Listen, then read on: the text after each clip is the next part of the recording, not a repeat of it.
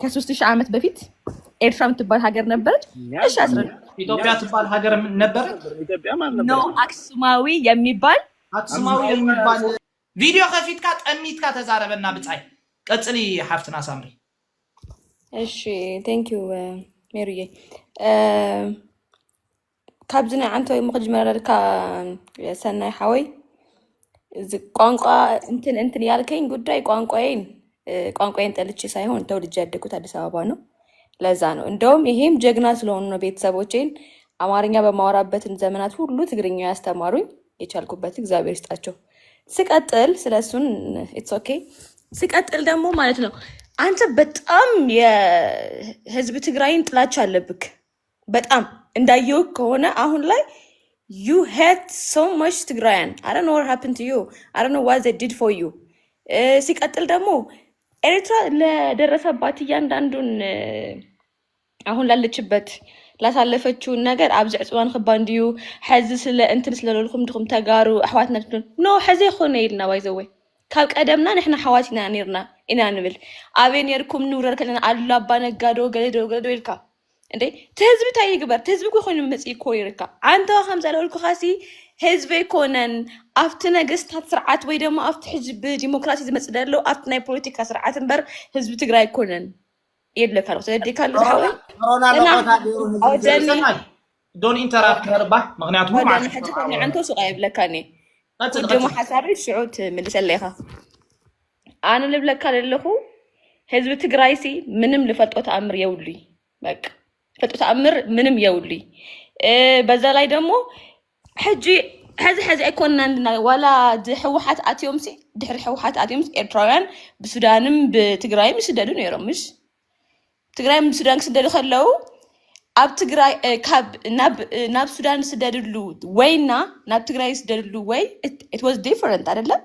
ዲፈረንት ነበረው። ለምን ካልከኝ ትግራይ ሲሄድ በቋንቋ ያወራ ነበር ይንከባከበው ነበር። አንድ ኤርትራዊ እስቲ ትግራይ ሂጄ ካፍቶኛል እንደዚህ ሆንኩ እስቲ ይበል እርግጠኛ ነኝ በጣም 100%። ሱዳን ላይ ሂዶ ከኤርትራ ሱዳን ሲገባና ከኤርትራ ትግራይ ሲገባ ትግራይ ቢያንስ he was feel better ገባህ አይደለ? ምንም አይስሜት አይሰማውም ነበር። እንትን ልትለኝ ነው ቅድም ምንድነው ያልከው? of course እየፈረስን ስለሆነ የትኛውም ሀገር ቢቀበለን ግዴታው ነው ምናምን አልክ። ግዴታው አይደለም ባይዘው he can treat you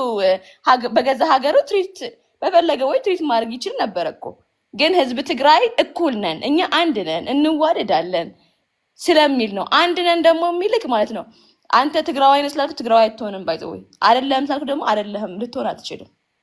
እንደ ኤርትራዊነትህ አሁን ሀገር ሆነሃል። አዎ ፎር ኤግዛምፕል ሰሜን ኮሪያና ደቡብ ኮሪያ አለ አይደል እንዴ? አንድ ሀገር ነበሩ ግን ደግሞ አሁን የተለያዩ ሀገሮች ናቸው። ስለዚህ እንተ where are you from ስትላ I'm from like ሰሜን ኮሪያ ነው ወይ ደቡብ ኮሪያ ነው የሚልህ ወይ ደግሞ አንዱ ሰሜን ኮሪያዊ ሂደህ አንተ ደቡብ ኮሪያዊ ነህ ብትለው አይቀበልም። already they make a country ገባህ አይደል?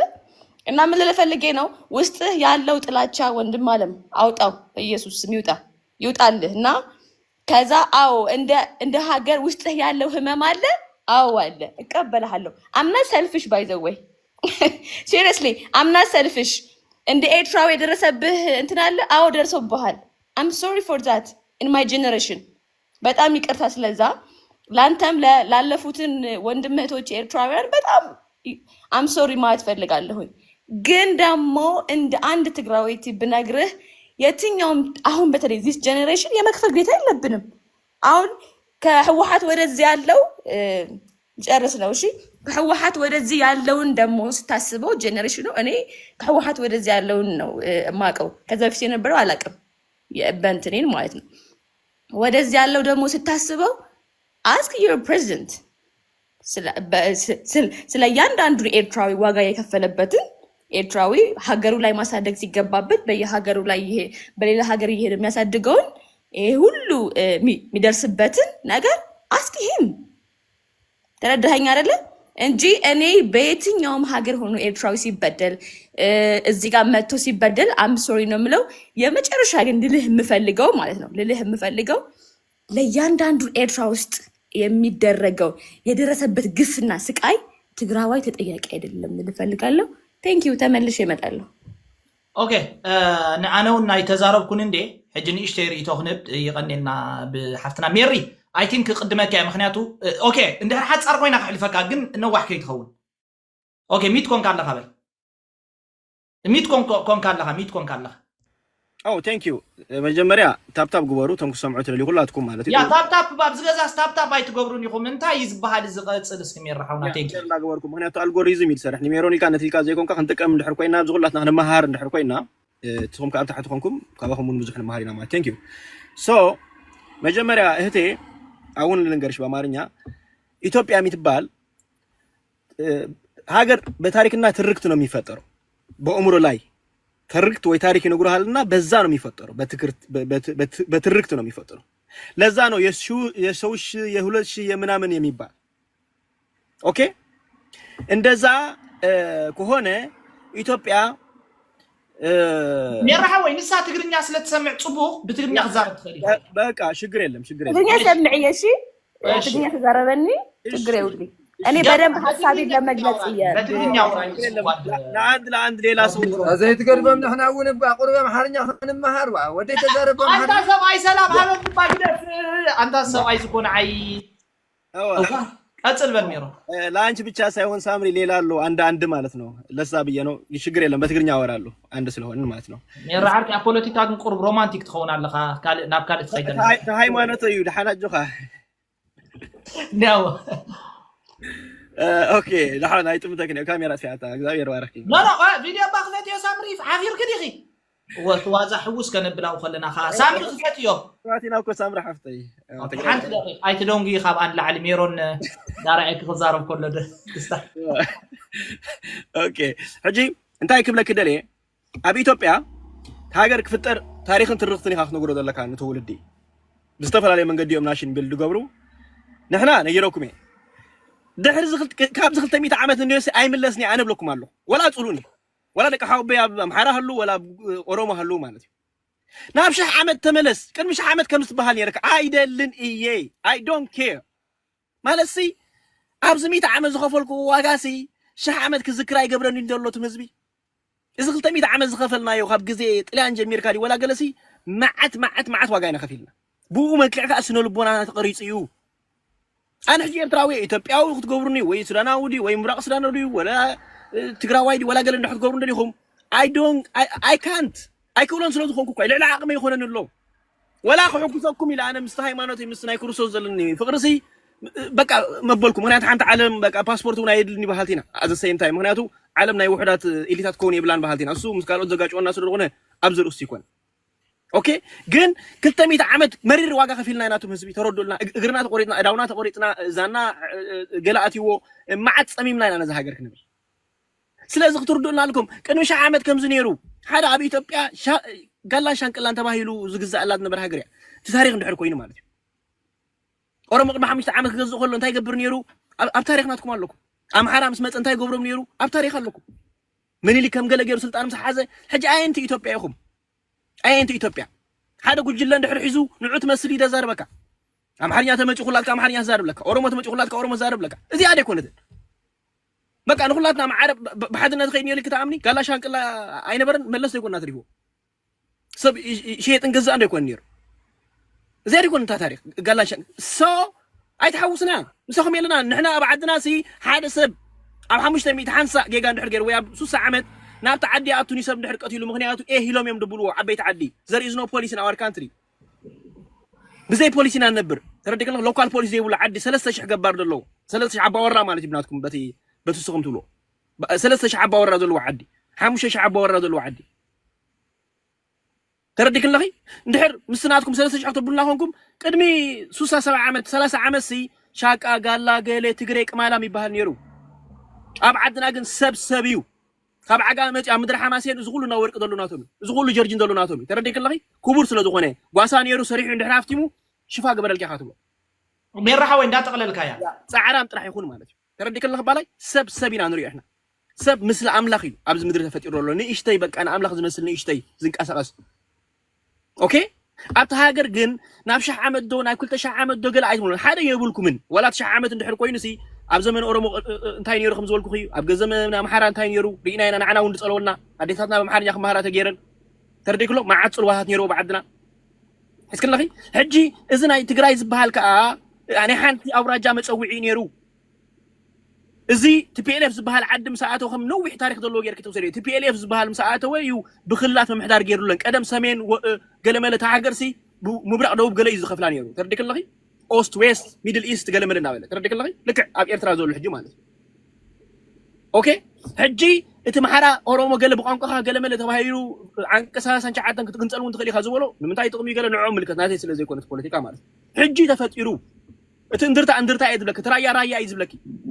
تحتي تغلي خن دخون راي حجين حدنت كبير نتقمي سلسة شكوى نقل خبل خلي عبتوش تقن تهالو يكذ حتى عجامة يعيد لك ويترايا رايا وين درتا يعيد لك ترديك لنا بلاي نحن أون أبكرم جزء حماسين أكلوا زي نبلو نيري جن بسنك تنايت الآن مجزاتي ترديك لنا بلاي ولا توم سهون كنا أمان تقرن كي تعرفوا إيرترا وين أبيلو منا كويننا كم كلنا أفريقيا هجرات مالس ده حراي زرسناي ما راح TPLF يوم تطيقت تبني رك نو أبعدنا أبنا إيرتراو زحتت بجكات منقست خالي إلن توسخي اللوديو ولا جرمن تلوا خلوا مخدي جرمن ورقة زي هو مم حدا من السين دحر أقودنا تبيلو كم إيرتراو زي قاش قردلو ورقة خوون يرومي ويا بأمريكاو ولا أمريكاو تطيق خون خدي جن نحنا أوشت جزانا أوشت عدنا أنا حقفنا زقبو دوباتنا حلوة زقبو تايتنا تسحتكم وجهكم كم يجروا حتى تلكم كان زرسناي أنا زمسل من السيتي تيتنا تسحتكم هي تيت فريدة خبدك وقت زجدنا دلس انتهي كات حسبه انتهي قبل الله زي أنا قال خير خفلا له بس كده جرنا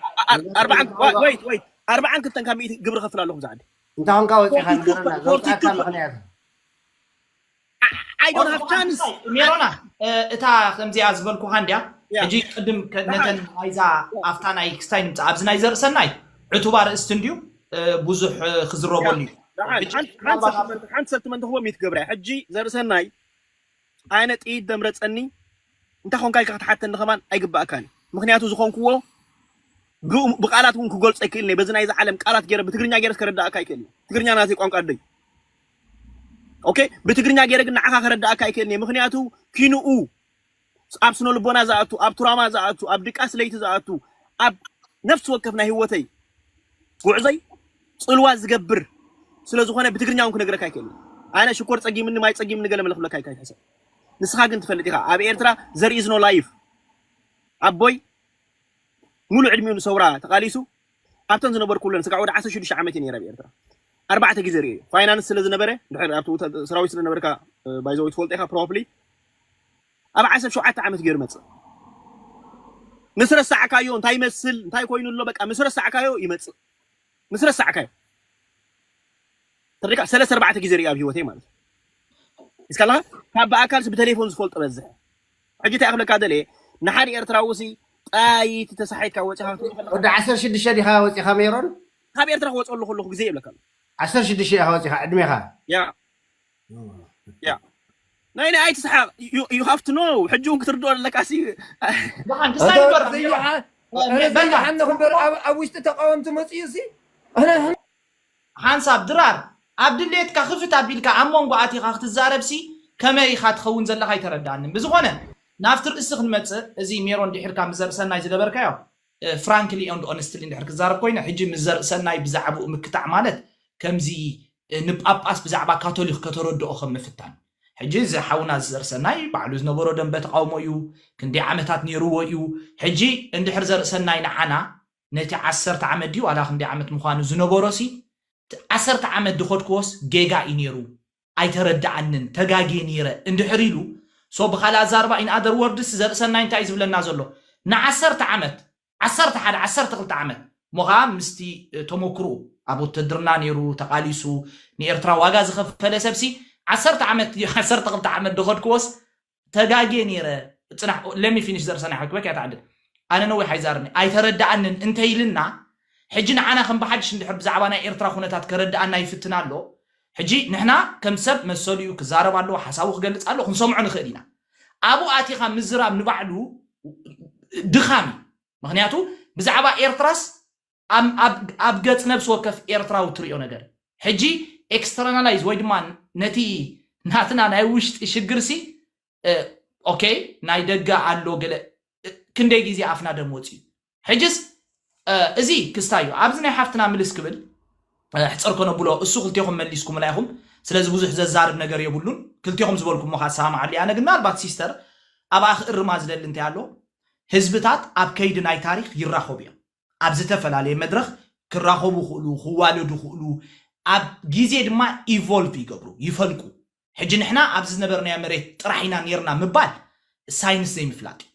ንሕና ህዝቢ ዓለም ብምሉእ መበቆሉ ምብራቅ ኣፍሪካ እዩ ሕጂ ካብ ምብራቅ ኣፍሪካ ንሙሉእ ዓለም ዋላ ዘሎ እዚ ሆሞ ሳፒየንስ ንብሎ ማለት እዩ ናይ ኖቫል ሃራሪ መጽሓፍ ምውካስ ንባዕሉ እኹል ሕጂ እንታይ ክብል ደለ መንነትካ ሰፊሕ ኣርእስቲ ሕጂ ኣብ ሓደ እዋን ምስ ህዝብታት ምስ ዝተፈላለዩ ህዝብታት ዓለም እንድሕር ዳ ዘርኢ እንዳቆፀርና ኸይድና ብዲኤንኤ ምስ መዓት ክንራኸብ ንኽእል ኢና ሕጂ ኣይንራኸብን ኢና ምባል ኮምፕሊትሊ ጌጋ እዩ እቲ ዘርእኻ ከምዚ ዞም ሕጂ ተልመዴን ፖለቲከኛታት ዓድና ኢና ባህል ዝገብርዎ ከዓ እቲ ዘርኢ ከዓ ኣብ ትግራይ ጥራሕ ሓፂርካ ንሕና ተጋሩ ኢና ምባል ከዓ ቅድሚ ተጋሩ እንታይ ነርና ናብ ግዕዝ ክንከይድ ኢና ቅድሚ ግዕዝ እንታይ ነርና መወዳእታ ኣዳምን ሔዋን ክንውዲ ኢና ስለዚ according to bible ኩላትና ደቂ ሰባት ሓደ ኢና ደቂ ሓደ ሰብኣይ ኢና ካብዛ አብርሃማዊ ሃይማኖት ጀሚርካ ሕጂ ብዘርእን ብዲኤንኤን ዝቁፀር ወይ ድማ ብኾሙ ዝቆም መንነት የለን መንነት ኣብ መወዳእታ ወይ ድማ ሃገር ህዝብታት ሓደ ኔሽን ቢልዲንግ ክገብሩ ከለዉ መንነት ይሃንፅዮም ጀርመን ኣብነት ኣምፅሎም ነራ አንተ ወይ ኔሽን ቢልዲንግ ጌራያ ኣሜሪካ ጌራያ ሃገርነትን መንነትን ከዓ ኣብ መወዳእታ ከምታ አንተ ወይ ሜሮን ድበልካ ኣብ ሶሻል ኮንትራክትን ኣብ የእምሮን እንታይ ይስማዓካ እዩ መወዳእታ ተርዲኻን ለኻ ዶ ሃገር ማለት ኣብ መወዳእታ ስምዒት እዩ መንነት ከዓ ኣብ መወዳእታ የስ ስምዒት ኣሎ ዝጭበጥ ነገር ከዓ ኣሎ መብዛሕትኡ ግን ማሕበራዊ ውዕል ትገብር እዝናትና ኢልካ ትሰማማዕ ብኡ መንፅርካ ንዘመናት ነቲ ነገር ፕራክቲስ እንዳገበርካ ትኸይ ኣብ ከይዲ ባህልታት ንኣብነት ካልቸር ኢዝ ዳይናሚክ ባህልታት ንኣብነት ይቀያየሩ እዮም ቀደም ኣዴታትና ንኣብነት ቀምሽ ጥራሕ እንድሕር ገብራ ነይረን ሎሚ ስረ ገብራ ኣለዋ ሕጂ ቅድሚ 100 ዓመት ኣቦታትና ቁምጣ ጥራሕ ገብሩ ተነይሮም ሎሚ ነዊሕ ስረ ጌርና ንኸይድ ኣለና ወይ ከዓ ሜይቢ ካልእ ኮይኑሎ ሕጂ ባህሊ ካልቸር ንባዕሉ ዳይናሚክ ይቕየር እዩ ሕጂ ንባዕሉ ብባህሊ ሓደ ኢና ኢልካ እንድሕር ብባህሊ ሓድነት ከተምፅእ ደሊኻ ወል ምስ ህዝቢ ማሕራውን ሓደ ዝገብረና ከነምፅእ ኢና ምስ ህዝቢ ጀርመን እውን ሓደ ዝገብረና ከነምፅእ ኢና ተርዲኻን ለኻ ምናልባት ምስ ኮሚኒስታዊ ቻይና ዘመሳስለና እውን ክንረክብ ኢና ስለዚ እቲ ናይ ኢትዮጵያ ዝብል ከዓ ከምዚ ሜሮንን ዘርሰናይን ዝበልዎ ኢትዮጵያ ንባዕላ ኢትዮጵያ ትብል ሽም ኣይነበረትን ኢሎም እዮም ክደግሞ ይኮንኩን ናይ ጋላ ጽቡቕ ኣብነት ኣምፂ እዩ ኦሮሞ ብሽጉጥ እዮም ዝልወጡ ነይሮም ኣብ ዝቁርብ ግዜ ሕጂ ኢትዮጵያ ንባዕላ ሚሊኒክ ካፍትን ጠፍጢፉ ከም ሓንቲ ክስታይ ክገብራ ፈቲኑ ንባዕሉ ትጌጋ ኣብ ትግራይ ዘሎ እንታይ ኣሎ እናውባ መሲሊክ ኣብ ትግራይ ሲ ሚሊኒክስን ኤርትራ ሸይጥዋ ሚሊኒክ ምስ ጥልያን ንኸይወሮ ሚሊኒክ ካን ናፍትን ንኸይከይድ እዮም ውዕል ገይሮም እምበር ንኤርትራ ክሸጣን ዘይክሸጣን ንባዕሉ ሽዑ ኢትዮጵያ ኤርትራ ዝበሃል ነገር እውን መዓስ ይመፂልካ ምዝራብ የድሊ ማለት ስለዚ ሚሊኒክ ኣይሸጠናን ምስ ትግራይ ከዓ ናይ ሓባር ምሕደራ ከዓ ነይሩ ይፈልጥን ከምዛ ዓንቶ ይዘርሰናይ ዝበሎ ኣቦና ባህታ ጥመር ሓጎስ ንሓባብ ወይ ድማ ንቦጎስ ክኸዱ ከለዉ እዚ ተስፋየ ገብረኣብ ኣብዚ ኣላታ መፅሓፍ ጠቒስዎ ኣሎ ስለምንታይ ከምኡ ኸይዶም ንህዝቢ ከበሳ ራእሲ ኣሉላ ወኪል ናይ ሃፀይ ዮሃንስ ኮይኑ ከገብሮ ምስ ጀመረ ልዕሊ ዓቕሙ ግብርታት ክፈል እንዳበለ ከጨናንቆ ምስ ጀመረ ንሕና እንታይ ስለ ዝኾንና ኢና ነዚ ዘይናትና ዘይወዲ መሬትና ግብሪ ንኸፍል ኢሉ ባህታ ጥመር ሓጎሱን ሓደ ካብቲ ኣብነት ዝጥቀሱ ካልእ ዝተፈላለየ ተቃውሞታት ነይሩ ሕጂ ከምዚ እዩ ታሪክ ከምዚ እንዳበለ ይመፅዩ ስለዚ ብሓንሳብ ኣብ ሓደ ቅርፂ ነርና ይንፈልጥን ኣብ ታሪክ ግን ዘራኽብ ኣለና ዶ የስ ዋይ ኖት ንሕና ትግርኛ ንዛረብ ስቕ ትግርኛ ዝዛረብ ለኺ ኣራኺብናስ ንዛረብ እኮለና ኣብ ኣክሱማዊ ስልጣነ ንባዕሉ ብዙሕ ዘካትዕ ነጥብ ኣሎ ኣክሱማዊ ስልጣነ ንባዕሉ ኮምፕሊኬትድ ዝኾነ ርእስቲ ግን ስልጣነታት ኣብ እዋኑ ነይሮም ዶ እወ ህዝብታት ግን ኩሉ ግዜ እዚ ሕጂ ሓወይ ሓደ ህዝቢ ሓደ መንነትና ዝብል ዘሎስ መሬት ኢዝ ኢምፖርታንት ነገር ወዲ ሰብ ድማ ንመሬት እዩ ዝኩሉ ዋጋ ዝኸፍል ሕጂ ኣብ መወዳእታ ተሪእኽዮስ ኣፍታ ግራት እንዳቦይ ሓውና ዘርእሰናይ ናይ ሜሮንንሲ ኣፍታ ግራት እኳ ብግራት ይባእሱ እንድሕር ዳ ግራት ተፈላሊኻ እዚኣ ግራተይ ትብል መሬት ከቢድ እዩ ሕጂ ንስኺ ኣብ ታሪክ ከይድና ብዘርኢ ክንራኸብ ንኽእል ኢና ፀገም ዘለዎ ይኮነን ሰባት ይወላለዱ እዮም إذا مالت جن اتحاد زبل أمر ديفاين كتجبروا تكونك أنا مزر سنة يمسميرون دك حدا هجرينا نحاس حدا جنا يكوننا نناتنا في اللي نناتنا أمت أتعلنا سلزي زيات عنت ومالتي كله نفتنا يزر سنة ينملاس أتمس حزب تجري زبالكيو أي كومبليت لاجر مساق مالتي نحنا كم حزبين نحنا كم إيرتراين أنا نحنا يلوك أخزارو أنا ناتير إتويزي مس حزب تجري يس أنا نبعلي آتي بتجري آتي جنا 4 معلتي جيرة نعاي أب تجري آتي ولا حدا نجري قاتمن at the same time أب أديس أببا كنا بركلناون حزب محارة ولا حدا يجبرنا أوكي حجي أب سودان كيدنا سودان كو قرم تجري كو سوداني نيرنا موالو حزب إيرتراكو أب جزية سورة قالوا كو أب سوداني نيرو سودانا وين الحواتنا حنت نجري يجبرونا معات باسبورت ندا جبر إيرتراوي كاب سوداني ندق خير سلازم السودان ونجبر تتصبقنا صومال دجنا عردنا ينيرو أب صومال وندجنا عرد نيرنا سلازم صومال ونعنا جبر تتصبقنا أب قال سناز نبر أول أوكي حجي كلهم حزبتها تاب حد مدرخ نعا خسبونا خسبتونا مصر يزي تتحقق حجزو هذا حزب تجرايك هو حزب تجرايون نعي كميرون أفتن درا أخوان ماتي خساب زاتو 4 معلتي أوف كورس جيرة بمنصر تومكرو نايتهم كستايكر يأخذ لخجن أفته حزب زغنا جيجاتات كجات مخد أوكي بتقولوا لجن حزب تجرايون نعنا أبغودنا رخيبو أي حردنا أبغودنا رخيبو أي فنجرنا أفتا نتجراي زخد الله من سيرترا أفتا مع عسكر كوينو عقبة رخيبو ينبرنيو أبو من البات ناي محدرة ناي كاله ما عشقرات تفتقرون يروحون خد إذا خاء مسرحي حجنتاينا نقمت لا تجارب إيرترا متشوم نيروم تزخونو دحر زخويناتسي من البات انتاي مقاط نيرو حجب باون كنقمت لا لنا انتاي مقاط وي كمي عينت نجر محلوف حجي بخمس عينون كنريو لنا ما سلاز اتقابل على تجراي زقربه ناي تجراي انا كساي غبروني مالتي سلاز بزي اخودا انا خحصرو لكم زربا ناب زر سنايت مرسا اسخين دحر اوكي ناتي اويلي ريغاي با دحر ميرون انا زرب دحر ميرون انا ريغاي انا ريغاي زحلو انا ريغاي عندي سب ايالو صنا حزا ابيسينيا خزاربي انت سب اي قدف قص انت شمت متذكر سلام يغنينا بلوك بلو صحفتي حراشي ثانك يو زر سنايو مودريترات عندهم دمس جزا بلوك ولا ينس نبذر سناي تبيه ميران ريغاني نبذر سناي تبيه قصالي انت انا بزر سناي نسر سناي برنخيس كالو ناب ابيسينا اينا عقل ندغبه قصل ابيسينا حرا يغني لي ميران حاوي انا قصليه ግን أنا زغروا بتاريخه مردات هاي بتاريخه وجبتي مالت كم زم كفت محاوتنا سن يستفيلي كبليو تايك قرب تعبان يا خان يستخيل خان خعبيك خدي حرا انت خاد لي خاصك بصاي واعوين نمو اوكي عبينا كايكري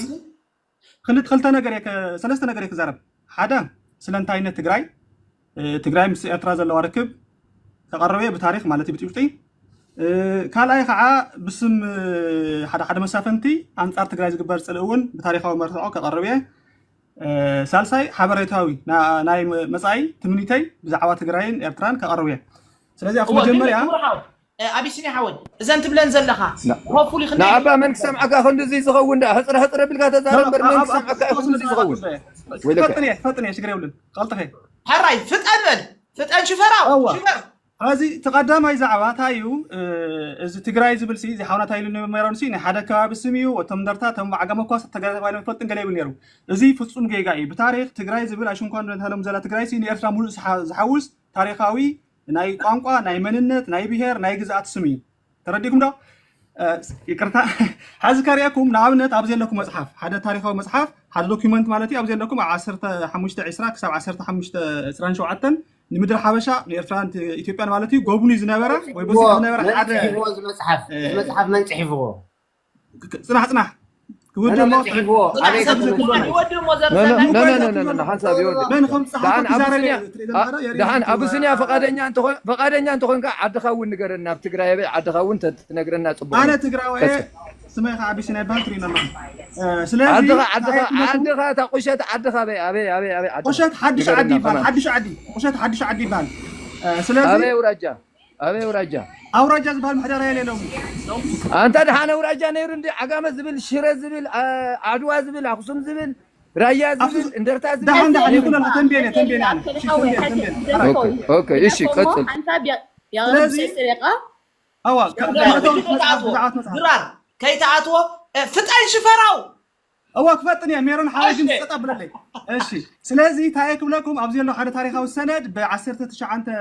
بنانو قرتا 15 10 كسب 15 17 نمدر حبشه زبصحه نكاب 7 عامت زنبره ابا فرانسيسكو الفاريز تبع حدا بورتغالاوي لوخ ناي بورتغال كينجدم اوف بورتغاليو صحافه عوي صحافه عوي سندي ازي بزعوا تግራይ እንታይ ይብል ናብነት አውዝ መጽሐፍ እዚ እንታይ ይብለኩም መስልኩም እንግሊዝኛ ልትወዱ ከነበረኩም ይሄ in the kingdom of Tigray which are the Bahra Nagasi and the Tigray Mokondan the people in generally اللي قصل تاي سلاوزنا حصير ريكم اتا تግራይ ትብል ንምድረ ባሕሪ እውን ተሓውስ ምነበራ ምድረ ባሕሪ አካል kingdom of Tigray ምዃና ይነግረና ሓደ መረዳታ خلاي መረዳታ ከነገረኩም ዝደሊ ትግራይ ቋንቋና ምዃኑ ትስም ቋንቋ ትግርኛ ዝብለ ዘለናሲ በታሪክ ናይ ትግርኛ ቋንቋ ስም እዩ ባዕሉ ሲል ሰነ ትግራይ ወይ ከዓ ቋንቋ ትግራይ ተባይሉ ይጽዋዕ እሱ እውን afta መጽሐፍት ማሳሊ ከሪኦኩም ከሊያ ባጻሊ ኦኬ አብዚ አቢሲና ሓወይ ትግራይ ቋንቋ ዲዩ ቦታ እዩ ቀዳማይ ነገር ናይ ብሄር ስም እዩ ናይ ህዝብ ስም እዩ ትግርኛ ናይ ቋንቋ ሰብ ትግራይ ይባሃል ወምሓርና አንተ ኳስኩል ከተለው ትግራይ ይብልካ በሱ ትገብር ትግራይ ሲ ቋንቋ ኖ ናይ ትሰብ እንታይ ቋንቋ ዲዩሽ ብሄሩ ብሄሩ እዩ መጀመርያ ትግራይ ዝባሃል ብሄር አሎ ትግራይ ብሄር ትግራይ ዝባሃል ኦኬ ሕጅና ኣብነት ራያ እዞም መኒኻት ብሎም ክጠቕሶም ጸንሑ በዓል ራያ ገለስ ብሄሮም ትግራይ ዋዩ ማለት እዩ ሳቶም ብሄር ትግራይ እዮም ዝባሃሉ አውሽጥ ግን ናይ ምሕዳራ ናይ አውራጃ ገለሎ ከምቱ ኦኬ ስለዚ ትግራይ ሲ ቦታ ዘይኮነስ ቋንቋይ ቀዳማይ ነገር ናይ ህዝብ ናይ ብሄር ስም እዩ ናይ ህዝብ ማለት ነው ናይ ብሄር ሽም ሕጅ ብምንታይ ዲ ዝወፅእ ንኣብነት ናይ ብሄር ሽም ሲ በቱ ቋንቋ ይወፅእ ኸል እዩ በቱ ቋንቋ ክወፅእ ኸል እዩ አባ ማፃ ወላ በቦታውን ክመፅእ ኸል ባይዘው ቢቱ ቋንቋ ተቆይኑስ ቋንቋ ዳ ትግርኛ ዶ ይኮነ ሎሚ ትግርኛ ይባሃል በታሪክ ግን ክሳብ 10 ክፍለ ዘመን ልሳነ ትግራይ ወይ ከዓ ቋንቋ ትግራይ ተባይሉ ይጽዋዕ ሎሚ ግን ትግርኛ ይላልና ቶም ኣብ ኤርትራ ነበሩ ትግራይ ናራኸ እንታይ ባህል ነይሮም ዳ እንድሕር ትግራይ ንባህል ነርና ተማራ ናራዮም ዝባሃሉ እቶም ትግራይ ቀድም ኢሎም ሳና ማዕረዮም ትግራይ ንባህል ነር ኩልና ያው ድሕሪ ወራር ትርኩ ግን አትፈለ መጽኦም ከመገሮም ዋላ በስሙን ፈላልና ትግራይ ኢሎም ሰቶም ንሕና ከዓ ትግራይ ነቀጽናላ ናይ ከመገሮም ማዕረ ኮይኖም ትግራይ ዝባህል ነር ሁሉ ወይ ኮ ግእዚ ነው ለኔር መጀመሪያ ዶ ቀጽና ከዓ ትግራይ ዝባህል ነርና ሞይ ትበል ትግርኛ ደቅድም ትግራይ ትግርኛን ካብ ሓደ ትግርኛ ደቅድም ትግራይ ተሓደ ተሓደ ይቀድመን ካብ ሓደ ስም ዝፈልለካ ትግራይ ይቀድም ታምነሉ ሳማዕ ኣለዚ ኣይኮነን ትቃልኩ ሓደ ትግራይ ለኻሲ ቃል ኣይኮነን ትግራይ ይቀድም ኩድ ኖ ሜሮን ተዛረበ መስሓተትካዮ ንሽ ዕድማ ቦይኻ ኩድ ዝሓወይ እዚ ስለዚ ፍሳይ እዚ ማዓስ ዓመተ ምህረት ተጻሒፉ መን ይጻሒፉ ታውዙ ኳት ይወልካ ዓሰርተ 15 ቀድሚ 5 ዓመት ሓንሳብ ትግራይ ወዲ ትግራይ ዋ እንታ ክትወዳልና እዚ እንዳ ኤርትራ ይሒድና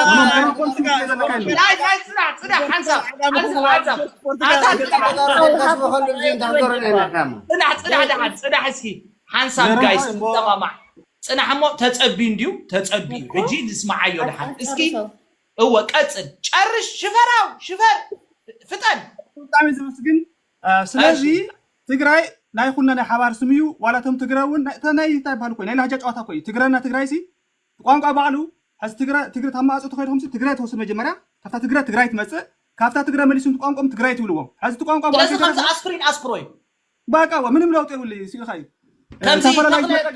ተኽለ ተኸደ ተኽላይ ተተኽለ ዓይነት እዩ ኣብ ትግራይ ትግራይ ዝዛረቡ ኣለዉ ዶ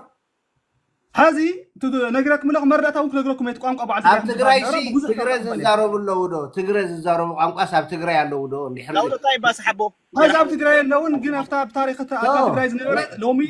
إذا صحت بدك ميرون أنت هذا قلنا بقى حوابا سلازي زي عيل اللي خوت قانق تقرأي بهالمنارو أقولنا هلو تمسحفون كنا كريكم إيه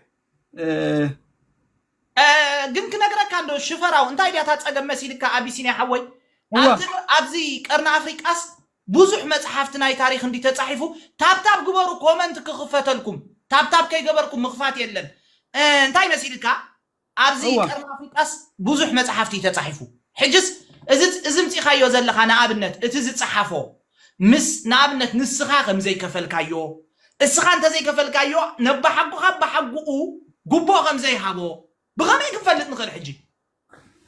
ሓደ ካብ ሓንቲ መጽሓፍ ጥራሕ ኾን ኣነ ዝውከሰ መጽሓፍ ሲ ሓደ ኣይኮነን ሓደ ምንጭ ኣይኮነን ብዙሓት ዝተፈላለዩ ኩርናዕ ማለት እዩ ሓደ ካብ ኣውሮፓ ሓደ ካብ ዓረብ ሓደ ካብ ኢትዮጵያ ሓደ ካብ ኤርትራ ካብ ኩሉ እዩ ስለዚህ እዚኦም ኩሎም እንድሕር ሓደ ዓይነት መልእኽቲ ዘሕልፉ ኮይኖም እንታይ ትርኢ ናይ ሓቅነት መረጋገፂ እዚ እዩ ዝተፈላለዩ መሰኻኽር ትቕበል ካብኡ ትብሎ ማለት እዩ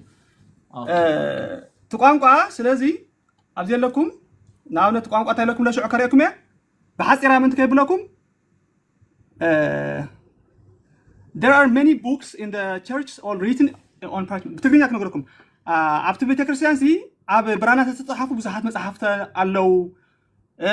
ኣብዛ ዓዲ ወረቐት ስለ ዘይፍለጥ ብብራና መጽሓፉ ኢሉ ተጻሓፉ ቋንቋ ከዓ the writing and the language is ትግራይ እዚ ታንቶ ኣብ ቆጽሊ ናይ ባሕር ነጋሲ ዝነበሩ ኣብ ትግራይ መኮነን ዝነበሩ ብሙሉኦም ሲ ተመጽሓፍቲ ብትግራይ ብቋንቋ ትግራይ ተጻሓፉ እዮም ይብለና the language is ትግራይ እሺ ሓራይ ኣብዛ እዚያ ግዜ ከይተሓጽረኒ ወይኔ ስለ ብሱል መሳፍንቲ ዝግበር አንጻር ትግራይ ከዓጽል እዩ እዚ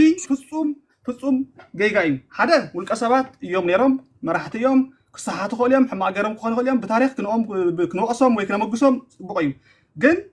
እዞም ኣብ ትግራይ ዝነበሩ መሳፍንቲ ልክዕ ኣብ ኤርትራ ወረርቲ ከም ዝነበሩ ጌርካ ምቕራብ ፍጹም ገይጋ እዩ ዓዶም እዩ ነይሩ ቅድሚ ንኣብነት ራእሲ ሕልሚ ሚካኤል ተወሲድና ራእሲ ዓንዲ ሃይማኖት ነይሩ ወዲ ሓማሴን እዩ ግን ኣብ ዓዶ ነጊሱ ነይሩ ማንም ትግራዋይ ራእሲ ዓንዲ ሃይማኖት ወራራ ይብሉን እዩ በአንጻር ኣብ ኤርትራ ግን